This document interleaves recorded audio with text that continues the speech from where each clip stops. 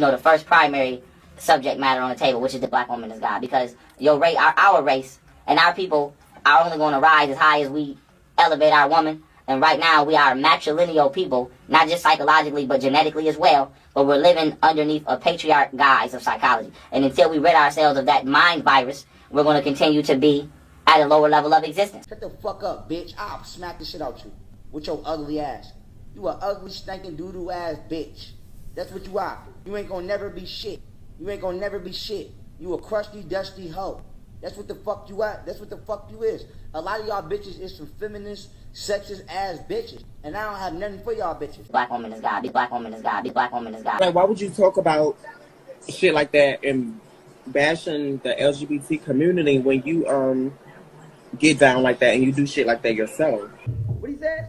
I know exactly what you got in those jeans. Come on. And I know what it does like, so don't you be mean. Hey. Hey, strange. I'm on you. What the hell? Yo. Look at this shit, man. Let's get it. Come on. What he said? I know exactly what you got in those jeans. Oh, shit. Come on. And I know what it does like, so don't you be. I seen how he was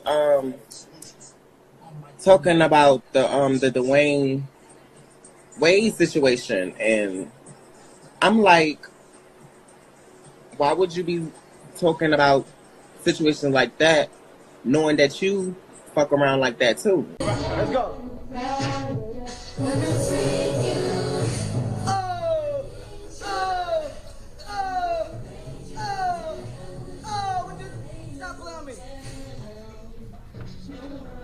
Oh, this shit is real. You actually seeing this shit right now. Excuse me, but yeah, you are actually seeing this.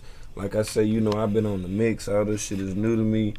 Pharaoh is turning up. Him, Fat Cuz, some other dudes sitting at the table and shit. Like this weird ass, moist booty ass, weird shit is taking place at this time. Yeah, I just, you know, like I say, I got finished. I was like, I got a message. I'm like, the fuck? And they was like, yo, look at this shit. Yeah, I have been playing music. Like Fat Cuz, them in there, they turning up. Bros over hoes, I told you, bros over hoes. It's going down. Oh yeah, I told you, wasn't gonna be long, didn't it? See that? Oh yeah. Told you it wasn't gonna be long. He couldn't hold that shit in. He couldn't hold it in. I told you that's gay roll. Motherfucking gay roll. Let's go, Yak. Hold up. Look at Fat Cuz.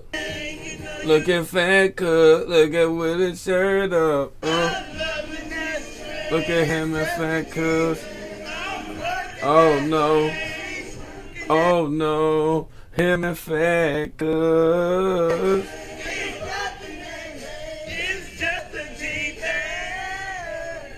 No secret why the gods of ancient Egypt wore skirts. The black woman is God. She's also your God.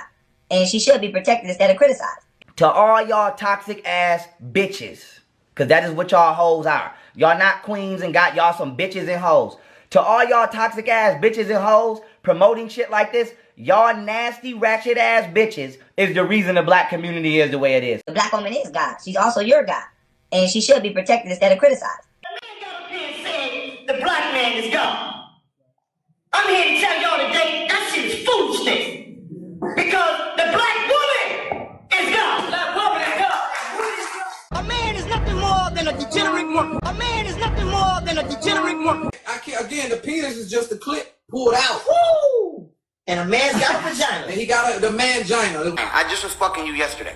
When did I just go to Golden House? Yesterday? Stop lying. I just was fucking you yesterday and nutting all over you. Stop lying. Nutting all over you. Stop lying, bitch. Black woman is God. Black woman is God. Black woman is God. You don't just go from the black woman is God and you say that you were the one that came out with this finding and you were the one, the smartest black man on the planet and everything like that, but now you switch up and it's this is why black men go to other races.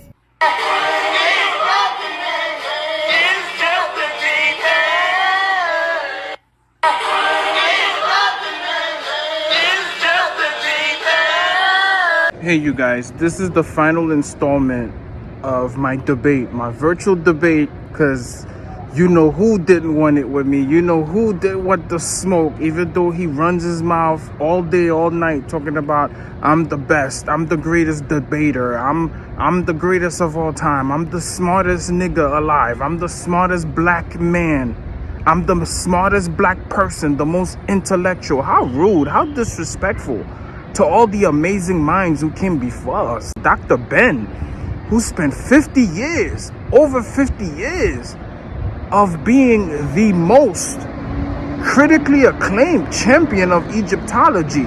Dr. Van Sertimer, Dr. John Henrik Clark, Dr. Smalls, Dr. Williams. I didn't even talk about Dr. Walter Williams at the University of Chicago. I'm a walking motherfucking library, y'all. And for you dumbasses who are coming on my page who want to say, oh, can we move on from this? No, we can't move on from this. The lies they told to us, I will not sit by and allow those same lies to be told to our children. Because the children, the indigos who are coming up now, they need to know the motherfucking truth. So you shut the fuck up and you don't tell me how to run my fucking page. And this asshole, he always said, why is this important? Why is this important? It's important for the babies. I have a responsibility to pave the way for the babies to have the right information, just like the ancestors who did before me. My brain, my knowledge, a lot of it is due to the amazing work that the great Dr. Leonard Jeffries did at City College in the 90s, the late 90s, to open up our minds where we didn't know jack. I came into this consciousness thinking everything was Mesopotamia. They lied to me. They made me think everything was Iraq. Everything started in Iraq. Civilization itself, as we know it, started in Mesopotamia. Mesopotamia was just a copy, was a carbon, literally a carbon copy. Ancient Egyptian culture was. And so was Greece. They sold you that civilization started in Greece. You think I'm about to sit around and grow old and leave this planet the way I found it and not leave it better with the information that I've acquired for the past 25 years? Nigga, are you stupid? Are you out of your fucking mind? That our babies won't know how great they are? Not only that they were ruling this planet from 50,000 years ago, but besides that, we don't even come from here. We come from a distant star system. That this is our lineage. This is our legacy. This is our very heritage, nigga. And we ain't even get into the Igbo yet. We ain't even get into the Songhai yet. We ain't even get to the Dogon yet. And you think I'm gonna let this shit rock? When niggas is out here in 2021, almost 2022, giving credit to the Greeks, to the Romans, who perverted everything we stood for, our religious beliefs, our cultural, our spiritual systems. They took our book, the great book of coming forth by light, and turned it to the book of the dead and made us turn away from it because we're scared of the unknown. They purposely went and changed the literature. And I found it. And you think I'm just gonna let this shit go, where this nigga just said this is a battle of the minds of our babies, the minds of the ones who are yet to come, the ancestors who left us this information. They're coming back through us, and when they get here, they want to know, they want to reconnect to that ancestral information. And that's where I come in. And you think that this doesn't matter, nigga? I'll slap the shit out of you, stupid motherfucker. Anyway, this is the end, y'all. This is the last installment. I'm just literally putting a smack down on this nigga. All of his beliefs, all of his theories. This is the final straw. This is the last knockout punch. This is the end. This is the grand finale. You heard? You people are short-sighted, man. You think our ancestors was worried about Egypt? Was worried about Africa? Our ancestors, man, they saw beyond. They literally saw above and beyond. Our ancestors were not worried about location on this planet. The so-called pharaohs we're talking about, they were more concerned with the afterlife. They were more concerned with the rebirth. Look up the king's chamber. Look at the passageway, how the king's chamber supposedly was built. It was something that is to this day that people, they just can't explain it. Wait a minute, this room right here leads to a room where it's all dark matter. That's right, people. So our ancestors didn't bother with any of this earthly material shit, right? They knew it. Why do you think they buried all of this shit with the king and with the queen in their chambers? Because they knew their legacy would last forever, would last again. Here's this whole 1,000-year theme. Let Hollywood tell it, since you guys always want to be brainwashed. Here's the clip from the movie 10 Commandments. Here's a clip from Hollywood.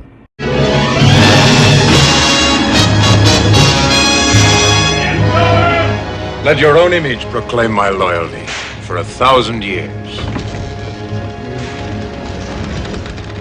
Superb!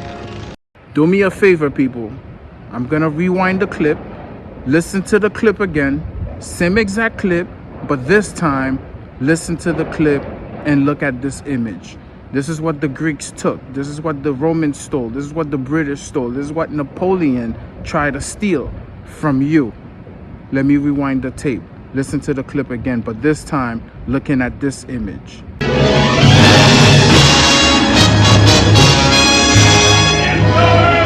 Let your own image proclaim my loyalty for 1,000 years. Superb! See beyond Africa. You guys cannot think bigger than Africa. Why do you think they sold you Africa? They made you purposely focus on Africa. To this day, their plan worked. They tricked us and said Africa was all there was, while our people was everywhere else. In Cambodia, in the Caribbean, in North, South America. Look at Barcelona, people. Go to the south of Spain. It's all Moors. It's all our people. Europe was ours. The Irish will tell you this. The people in Tibet, the monks in Tibet will tell you Africans ruled here. Ancient China, they'll tell you it's all Africans. I'm in the boxing ring with you, and we're going pound for pound, blow for blow, toe to toe. And you wait till I turn around and you're going to try to sucker punch me with, but it was still African information. But guess what? It wasn't African information. It was interstellar information. It was time and space traveling information. It was cosmology information, astrology information. It wasn't African information. Yes, Africa was the place the information was being held. I give you that. But again, prior to the coming of the invaders, the Greeks and the ones who came way later, up until the British in 1880, and then the French, and so on and so on, what do you think the priests of Amun were doing? They were studying the planetary bodies. They knew what stars was in conjunction with what planet, with what time, era. We had a calendar, people, not on paper. Our calendars were in the sky, literally in the solar system. Just like every other system. There was a formula to it. There was a way of doing things. In South Africa to this day, there's a rock based on the positioning of the sun from rise to set. They knew exactly what time of day it was. We refuse to go back to the days of trust the leader, trust our dear leader. Going back to the days of idiocy, ignorance, and illiteracy. Oh, because Pharaoh said so. No, we're going to question everything. And what you're teaching isn't correct. And somebody who has more intellect than you has decided to step up and say, this is not right. This is not our true history. This is not our true origins. What you're teaching is not our true beginning. So I have to dispel everything that you teach, because it has been bestowed in me by our great ancestors to keep our knowledge free of coercion, free of revision, free of your remix, free of your misinterpretations, because that's what you're doing. You've misinterpreted our entire history, and by doing so, you're actually doing us a disservice, because you're giving props and credit to the Greeks. That's what you're doing. A lot of the shit you teaching comes straight out of Greek mythology, at best. So I don't want to sit here and for people to be saying to me, oh, well, but it was in Africa, Africa this, Africa that. No, man, you have history that goes far and beyond just Africa. Africa is just a starting point. Africa is a point of reference, if you will, right? If we want to talk 3200 BCE, that's 5,000 years ago, people. When I told you in the other video, Tahuti, who precedes and predates that era, the Greeks went and took him and made him into Hermes, or what's called Mercury, by the Romans. We're talking about Romans here, people. We're talking about 500 years old. We're talking about a library being burned when there's no evidence, right? These stupid niggas always talking about, show me the evidence, show it to me in a book. No, actually, the burden of proof is on you, because you made that statement. You made that claim that our so-called library was burned. Show me the proof. Show me anywhere that it was written that there was a library in Egypt at any given time and date, right? And tell me when that fucking library supposedly was burned down. The only account of a library even being attempted to be burned was by Julius Caesar. Some shit happened with the Romans. Again, I'm gonna keep reiterating this, infighting between different groups of Europe for supremacy of whiteness, because at the time they didn't even fucking know who they were. So these groups started fighting each other. So Caesar felt like he needed to burn this shit down. So he had an armada, right? A fleet. He had a fleet, a naval fleet. And what happened was, those Egyptians who were not even Africans at that point, were not even Egyptians, they blocked Caesar. They stopped Julius Caesar from even getting to the city. So no library was burned. What Caesar did do, he managed to burn down the fucking fleet. And then they said, oh yeah, the fire spread into the city and may have burned the library. Y'all niggas are crazy, man. Into these Greeks real quick, these early Greeks who were so-called fighting each other, your Cleopatras and your Ptolemies and shit. Same people, you know, family feud, a family disagreement, fighting for rulership. Cleopatra the 7th, often simply called Cleopatra. So there were 7 of these motherfuckers. Or they call her Cleopatra because she was the most famous out of all of them. Was the last of a series of rulers called the Ptolemies, who ruled Egypt for nearly 300 years. 225 years to be exact, but they trying to steal extra years. They trying to add more to the number. It wasn't no near 300 nothing. It's like they telling you 300 years was nearly 1,000 years. Get the fuck out of here. Round 300 to the nearest whatever and see if you can get 1,000. Get the fuck out of here. Right? For nearly 300 years, but really 225 years. She was also the last true pharaoh. Huh. Cleopatra was a pharaoh. Oh. Also a woman. Or was that a transgender also? Let's find out. She was also the last true pharaoh. Not just a pharaoh, but a true pharaoh of Egypt.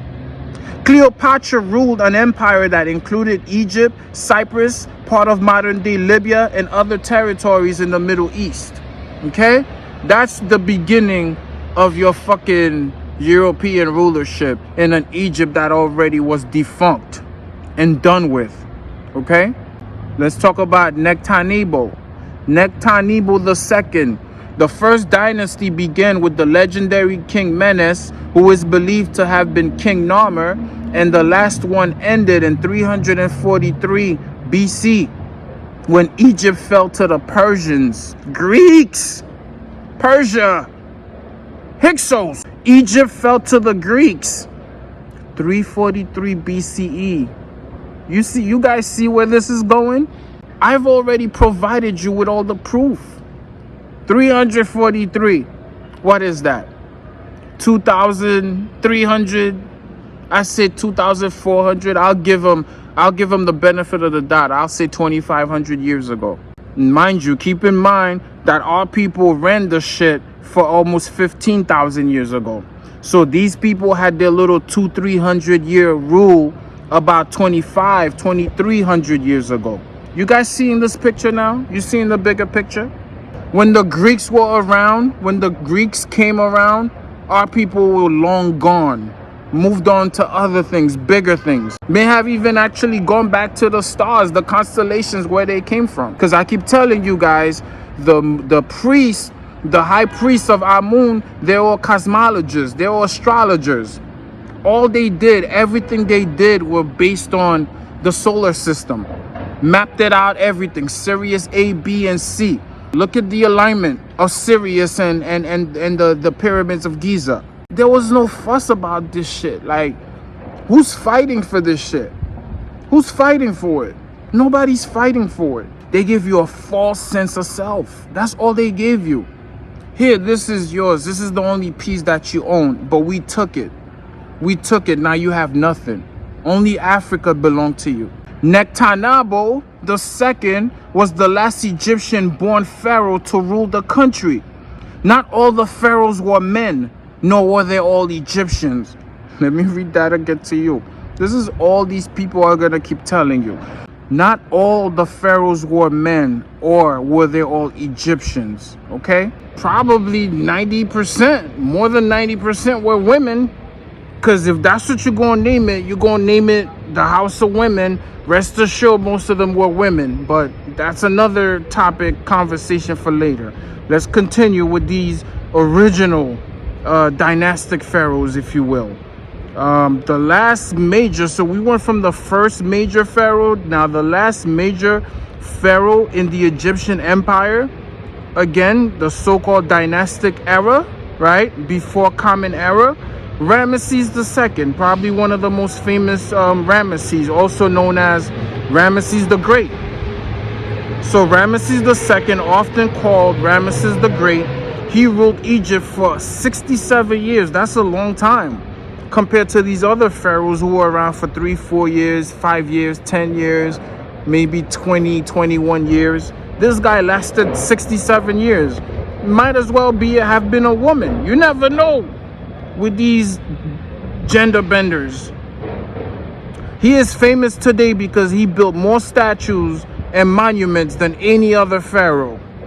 So that's your very last major pharaoh, and that's in the dynastic period.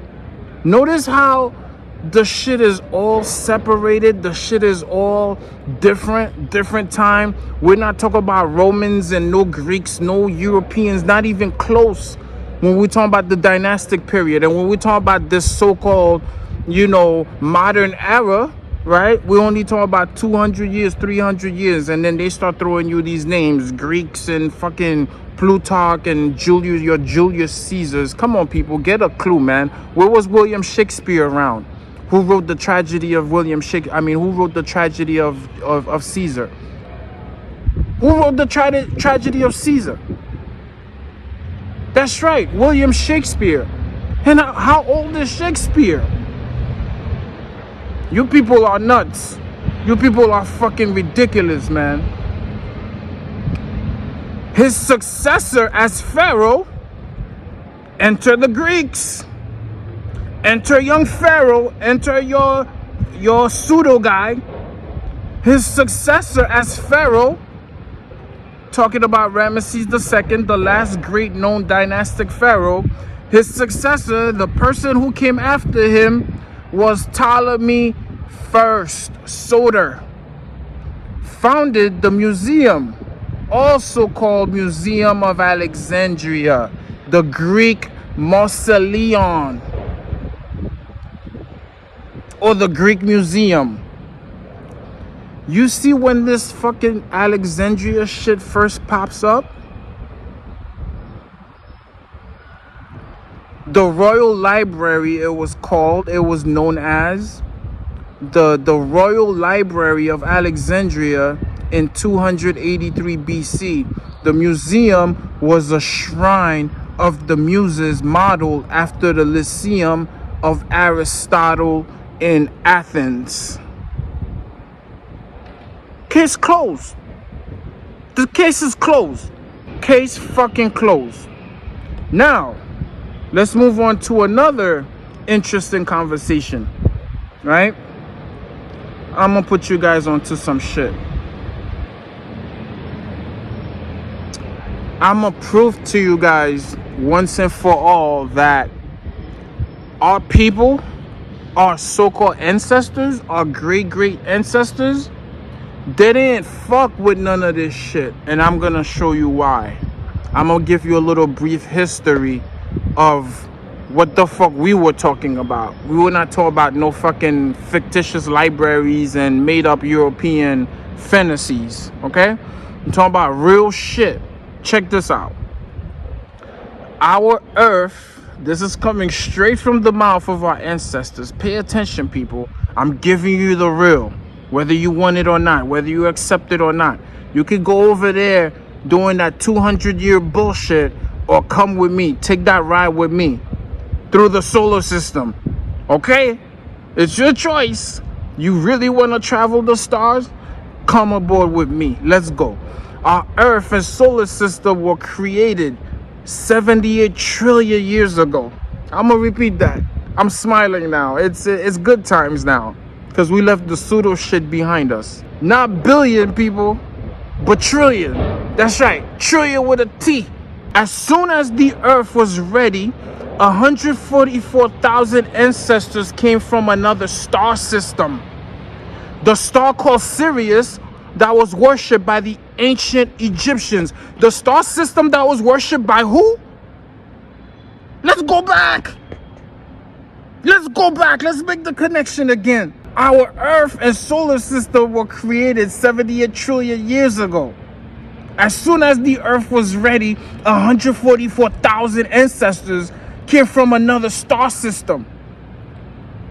The star system was called Sirius, and it was worshipped by who?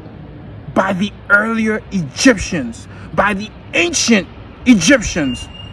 So Pharaoh not gonna tell you that. Pharaoh Aten will never ever give you that information.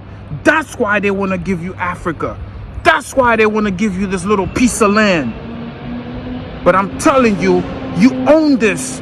You created this. You ran this. This is yours. This is ours. But you want to take Africa. Go ahead. Go ahead and get you a piece of the pie.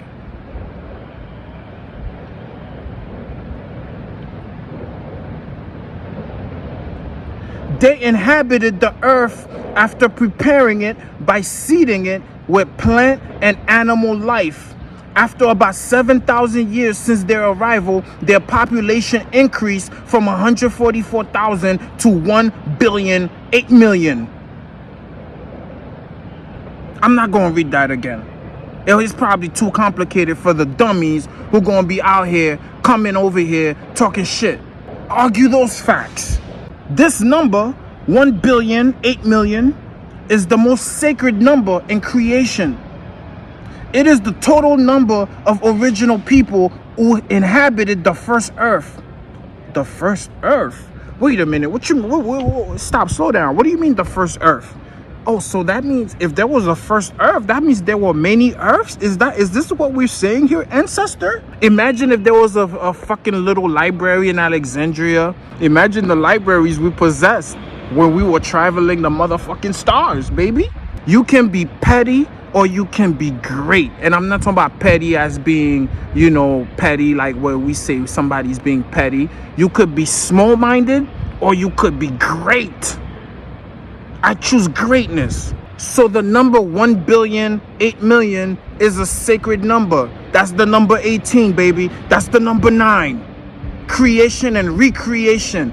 birth and rebirth. No death. We never died. Remember, this number, 1,008,000,000, is the most sacred number in creation, which is the number 9, but we ain't gonna get into that. It is the total number of original people who inhabited the first earth of our universe countless trillions of years ago. Let me repeat that. Countless trillions of years ago. Thus, every earth inhabited thereafter keeps this number as their final and stable population. It was determined to be the ideal number of people that can inhabit a planet the size of Earth in complete comfort, without imposing on each other or on the natural resources as well as the animals and plants, that enables complete freedom of movement for all life on the planet. And this is essential for peace, prosperity, and spiritual growth, the gaining of knowledge. We'll stop right there. Finally, I want to share something with you guys. And this is literally going to be the nail in the coffin pretty much. I'm going to show you why, for what purpose, and what purpose only our information intentionally went underground. Get ready, okay? We knew what was up. We were studying the stars. We came from the stars. We was astral projecting. We was astral traveling. We was remote viewing. That's why you see the pyramids that are in Giza. Those pyramids are in Cambodia. They're also in China. They're also in Russia. They're also in the middle of the Atlantic Ocean, where Atlantis used to be before they destroyed it. We talked about that before. And they were over here in Mesoamerica. Let's go. I'm ready. I'm ready. We used to teleport around this bitch. And you want to give me a piece of land when I've been claimed this whole entire shit. I'm going to fast forward because I'm not ready to teach you guys this. Because there's an initiation process with this knowledge. I'm giving you the gist of it, but I'm not going to go deep. Because a lot of you are not ready, and a lot of you are not deserving of this information. Because y'all not ready. Okay? I'm going to tell you why our shit went underground. Purposely went underground. Way before the enemy reached our soil. Way before they reached us. We knew they were coming. And we said, we out. Okay? Here's the proof. The central tenet of African initiation rites is that the lives of our ancestors, the gods, are still as vibrant today as they were in their time. With this tenet as the foundation, we are trained to access that vibrancy and transport our minds or spirit to their time. Again, we were able to travel. We were able to leave this body, this prism, physically, spiritually, and travel throughout. Young Pharaoh, you don't know this information, Pharaoh Aten. You're young, boy. You're young. You're very young, Pharaoh. With the tenet as the foundation, we are trained, okay? These are babies from their infancy. They are trained to access the vibrancy of their ancestors. And because of that, they're able to transport their minds or their spirit to the times of those ancestors. Meaning, today, with the proper training, you can go back and redo shit and realign certain things that didn't go correctly. Yes, you got that power. We are guided to travel in spirit until we reach what we call the gate and receive the blessings of the gatekeeper. Then we are assigned a custodian through whose eyes and mind we see the past. We are thus enabled to research and investigate the lives of our ancestors exactly as if they were living right now. The time we live in that state we call or dream time is not related to outside time. In just 3 nights, we are able to live 1,000 years or more. The experience has a vividness that far exceeds that of a modern ordinary experience. I was taught that our ancestors lived in that type of vivid consciousness as their normal everyday lives 21 years ago. That's a brief overview of the experience. The rites that are actually used to open it up for us, as well as the names of the guardians, custodians, and gods we meet are sacred. What we discover in that state becomes inedible, etched in our mind. What little I've told is about as much as I'm allowed to tell, right? Because there's an initiation process to this. The secrecy in which we are initiated today is only a temporary phenomenon. It started 6,000 years ago. Pay attention. This phenomenon started about 6,000 years ago to keep certain knowledge from the present rulers of the world. Before then, all black people were taught as a matter of course, using the same kind of rites and rituals. We have reached a point in this 6,000 year cycle when the empire of the white man is about to crumble. The secret initiations are about to be reestablished as a common teaching method. That's the reason why I've prepared and posted these teachings, because the time is now for our people to rise and reclaim their motherfucking throne. So these people were established so that they can continue this tradition prior to 6,000 years ago. But when the who came, when the invaders came, we said no. We took that knowledge, we took that wisdom underground. So way before all hell broke loose in this fucking world, we took our shit and we parted and we said, we'll be back. We'll be back at a later time. And now we're here, motherfucker. Peace. And I'm going to be looking at 4 of my favourite women of power. Each one a trailblazer who in different ways paved the way for the rest. The venerated mother. Might look like a hole in the ground, but this is where it all began. The powerful leader. Look at me, I am a pharaoh. The perfect diplomat. Not only beautiful, this woman was pretty clever too. And Cleopatra's globally minded role model. Perhaps she had fallen out of favor by that time. For a long time, Nefertiti was known as the great royal wife of Pharaoh Akhenaten. Some Egyptologists believe that she was appointed a co-ruler and ruled Egypt with her husband until his death. Others speculate that Nefertiti may have ruled Egypt disguised as a man. In any case, if Nefertiti has been buried as a pharaoh, discovering this could be the largest archaeological discovery in history. Very clear that they were pharaohs. The behavior of men throughout world history is pretty predictable, to say the least, and we can assume that Egyptian men probably didn't take it too kindly as women took the title as pharaoh. So the significance of these Egyptian women initiating themselves as not just queen but pharaoh is pretty significant. So let's begin with the top 5 female pharaohs in ancient Egypt. Coming in at number 5, we have Pharaoh Sobekneferu. Now, Pharaoh Sobekneferu reigned as pharaoh after the death of her brother, Amenemhat. She was the last ruler of the 12th dynasty of Egypt and governed Egypt for almost 4 years, from 1804 to 1802 BC. Her name literally means the beauty of Sobe. Sobe being an Egyptian deity with a complex and fluid nature.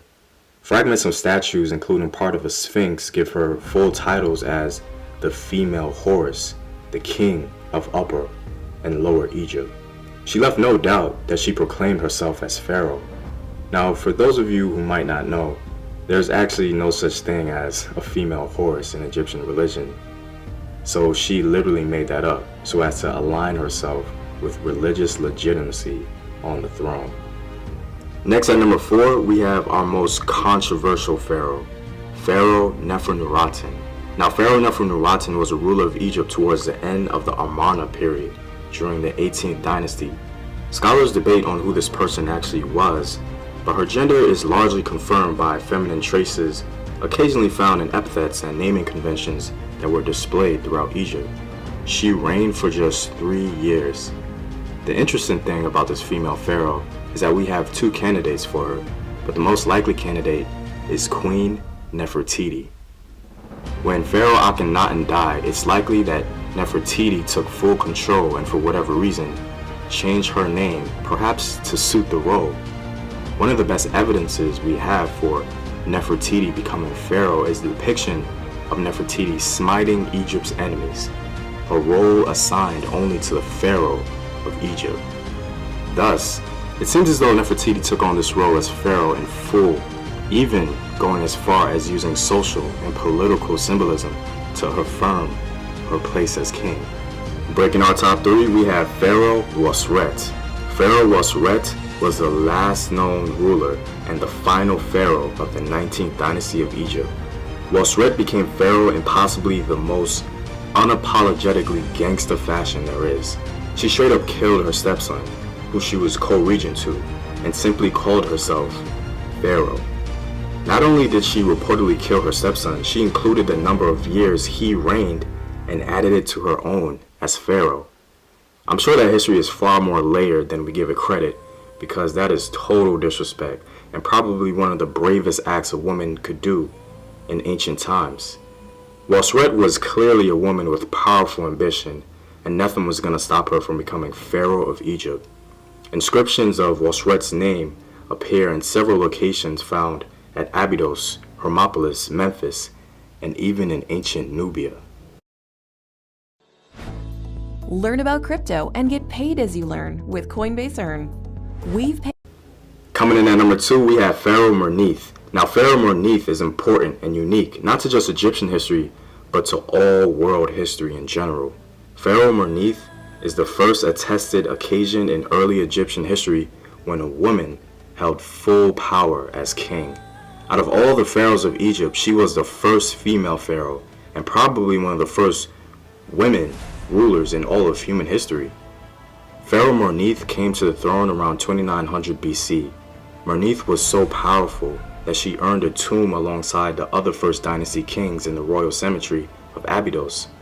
Pharaoh Mernith used her regency to take on real power and authority, and once she had it, evidence suggests that she did not relinquish it until her death. She paved the way for all the women pharaohs, generations to come. And what we've all been waiting for, coming in at number 1, we have Pharaoh Hatshepsut. Now, Pharaoh Hatshepsut was the 5th pharaoh of the 18th dynasty. She is generally regarded by Egyptologists as one of the most successful pharaohs, reigning longer than any other female pharaoh before her, a reign of about 21 years. Some assign her as one of the first great women in human history. Hatshepsut established the trade networks that had been disrupted during the Hyksos occupation of Egypt. She literally built the wealth of 18th dynasty Egypt. She commissioned hundreds of building projects across Upper and Lower Egypt and maintained a great reputation for their quality. Her projects were so good that later male Egyptian pharaohs tried to claim her accomplishments as their own. Pharaoh Hatshepsut did not at all shy away from the title of pharaoh. In fact, she made it very clear that she was. Pharaoh Hatshepsut actually set an example for other pharaohs after her with her leadership style, and that afforded her many haters. Rulers after her tried to erase her from history due to the sheer excellence she portrayed as ruler. Pharaoh Hatshepsut is not only the greatest female pharaoh in Egyptian history, but she is arguably one of the top 10 pharaohs in Egyptian history, period. All these women embrace fully the role of Pharaoh of Egypt, not adorning themselves in complacency, but boastfully establishing themselves as ruler of all. When we look at Egypt, we are looking at one of the greatest civilizations coming out of the African continent. The matrilineal system accompanying this greatness being a very common and familiar African social structure, allowing for such historic events to occur. The fact that an African nation made room for power amongst women is very unique, especially for its time. It's a testament to the fluidity, openness, and progressiveness of African culture and the exceptionalism of African women.